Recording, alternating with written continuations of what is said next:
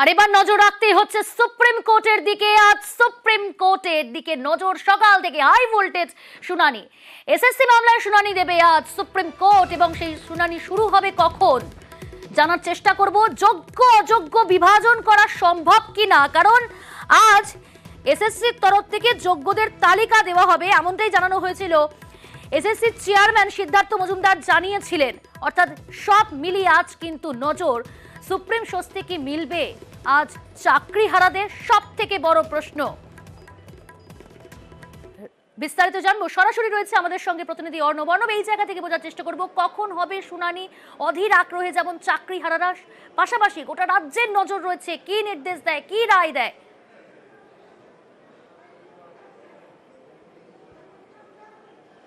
দেখো, দুপুর 1:10 নাগাদ প্রথমার্ধে সুপ্রিম কোর্টের শুনানি শেষ হয়েছে। প্রধান বিচারপতি DY চন্দ্রচূড়, বিচারপতি JB পারদিওয়ালা এবং বিচারপতি মনোজ মিশ্র বেঞ্চের, এবং 29টা মামলা হয়েছে।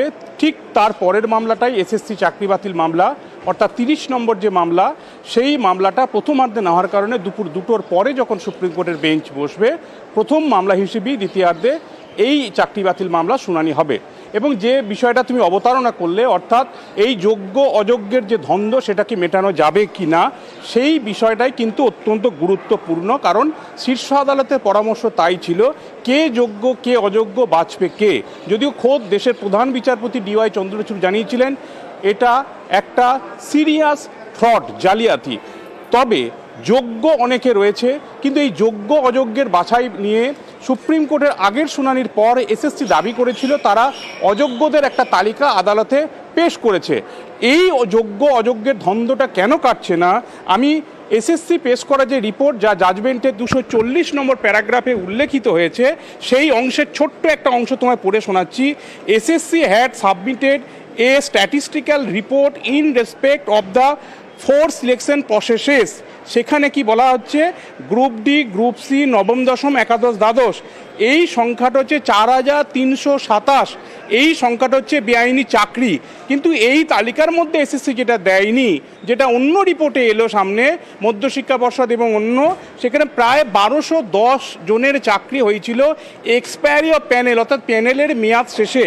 তাহলে বেআইনি চাকরির সংখ্যা মোট দাঁড়ালো 4327 প্লাস 1210, সব মিলে সংখ্যাটা প্রায় 5537 এর আশেপাশে। কাজেই এখন ঘোষিত শূন্য পদের সংখ্যা ছিল 4টে নিয়োগ প্রক্রিয়ায় 24,640, কিন্তু অতিরিক্ত প্যানেলের বাইরে নিয়োগ হয়েছে, যেটা প্রধান বিচারপতি খুব কনসার্ন যে বিষয়টা নিয়ে। দেখা যাচ্ছে নিয়োগ হয়েছে 25,753, অর্থাৎ প্রায় 1200 বা 1300 বেশি। এই জায়গায় যদি 5,000, এই যে 537 যে সংখ্যাটা তোমায় বললাম, এই সংখ্যাটা বেআইনি চাকরি হিসেবে বাদও দেওয়া হয়, তাহলে সেই বাদটা, বিয়োগটা কোথা থেকে হবে? এই 25,753 থেকে, নাকি ঘোষিত শূন্য পদ 24,640 থেকে?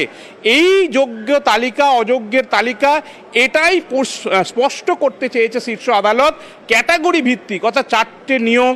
এই 4টে নিয়োগের মধ্যে জেনারেল কাস্ট, এছাড়া বিভিন্ন সংরক্ষণের ক্যাটাগরি আলাদা প্যানেল ছিল, সাবজেক্ট ভিত্তিক প্যানেল ছিল, গ্রুপ ডি, গ্রুপ সির ক্ষেত্রে SC ST বিভিন্ন রিজার্ভেশন ছিল।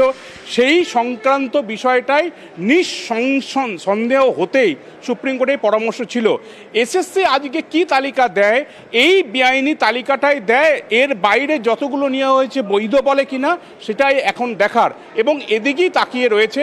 কারণ সিরিয়াস ফ্রড বলার পর প্রধান বিচারপতির এই বেঞ্চের চাকরি বাতিলের ওপর স্থগিতাদেশ না দেওয়া, তাতে একটা সিঁদুরে মেঘ দেখে চাকরি হারারা। কাজেই আজকের এই শুনানিতে এসএসসির ভূমিকা অত্যন্ত গুরুত্বপূর্ণ। এসএসসি যদি যোগ্য এবং অযোগ্যদের এই সংখ্যার ধোঁয়াশাটা কাটিয়ে দিতে পারে, সেক্ষেত্রে যোগ্যদের জন্য একটা আশার খবর, স্বস্তির খবর সুপ্রিম কোর্ট থেকে এলেও আসতে পারে। কারণ এখানে একটা অন্য আইনি জট তৈরি হয়েছে। কারণ সিনিয়র অ্যাডভোকেট নাম করা দুঁদে আইনজীবী হরিশ সালভে, তিনি সওয়াল করছেন এই মামলায়, আগের দিনও তিনি ছিলেন।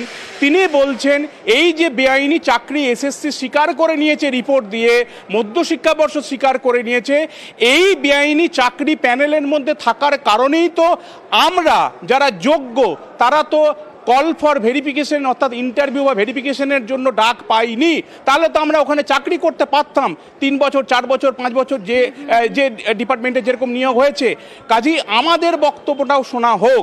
এবং সবথেকে যেটা বড় বিষয়, সুপ্রিম কোর্টের একাধিক জাজমেন্ট রয়েছে, দুর্নীতি যদি অ্যাডমিটেড ফ্যাক্ট হয় কোনো নিয়োগের প্রশ্নে, সরকারি নিয়োগের প্রশ্নে, আর্টিকেল 16 অর্থাৎ সংবিধানের 16 নম্বর ধারা যদি ভায়োলেশন হয়, যেটা কলকাতা হাইকোর্ট বিচারপতি দেবাংশু বসাকের ডিভিশন বেঞ্চ তার রায়ে বলেছে আর্টিকেল 16 ভায়োলেশন হয়েছে, অর্থাৎ সরকারি চাকরির ক্ষেত্রে বৈষম্য করা হয়েছে। সেই জায়গায় একটা নিয়োগ প্রক্রিয়া এসএসসির রিপোর্ট অনুযায়ী যেখানে 22% বেআইনি চাকরি, অর্থাৎ 100 জনের মধ্যে 22টা চাকরি বেআইনি, সেই চাকরিকে বৈধতা দেয় কিনা, অর্থাৎ এই বৈধ চাকরিতে যারা প্রাপক বলে দাবি করছে। পর্যবেক্ষণ অবজারভেশন তো রয়েছে, আজ সুপ্রিম কোর্ট কি নির্দেশ দেয়? কারণ গত সোমবারই অতিরিক্ত শূন্যপদ কে বা কারা তৈরি করেছিল এবং সেই শূন্যপদ তৈরিতে যে তদন্ত করছিল সিবিআই, সেই সিবিআই তদন্তে স্থগিতাদেশ দিয়েছিল, অন্তর্বর্তী স্থগিতাদেশ 1 সপ্তাহের জন্য। সেই মামলারও যেমন আজ শুনানি রয়েছে, সেদিকে নজর রয়েছে। পাশাপাশি লক্ষ লক্ষ চাকরি প্রার্থী এবং হাজার হাজার চাকরি হারা যারা, তাদেরও নজর রয়েছে।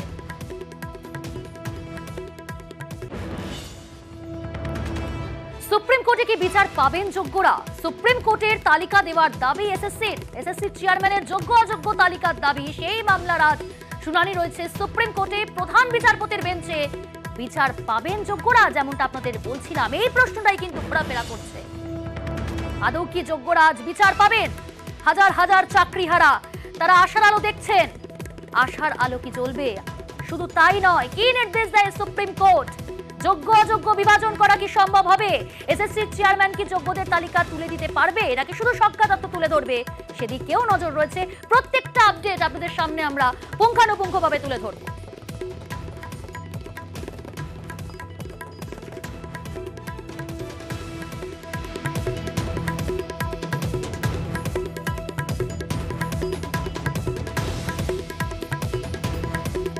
এসএসসি চেয়ারম্যান সিদ্ধার্থ মজুমদার তিনি জানিয়েছিলেন সাংবাদিকদের মুখোমুখি হয়ে যোগ্যদের তালিকাও তিনি তুলে দেবেন। শুধু তাই নয়, এসএসসি তরফ থেকে তুলে দেওয়া হবে সুপ্রিম কোর্টে। কি বলেছিলেন তিনি, শুনুন। যোগ্য যারা প্রার্থী তাদের পাশে অবশ্যই কমিশন থাকবে। আমরা চেষ্টা করব মহামান্য সুপ্রিম কোর্টকে এটা আশ্বস্ত করতে যে এই তালিকা থেকে যোগ্য অযোগ্য বিভাজন করা সম্ভব। আমরা যেমন অযোগ্যদের একটা তালিকা দিয়েছিলাম, তেমনি ওই বিতর্কিতদের তালিকা আমরা অনারেবল সুপ্রিম কোর্টের কাছেও তুলে ধরব। তাদের ব্যাপারে এখনো পর্যন্ত কোনো অভিযোগ নেই, সে ব্যাপারেও আমরা একটা পরিসংখ্যান অবশ্যই দেব। যারা কোনো দোষী নন বা যাদের টেন্টেড হিসাবে চিহ্নিত করা যাচ্ছে না, আমরা অবশ্যই তাদের পাশে থাকছি।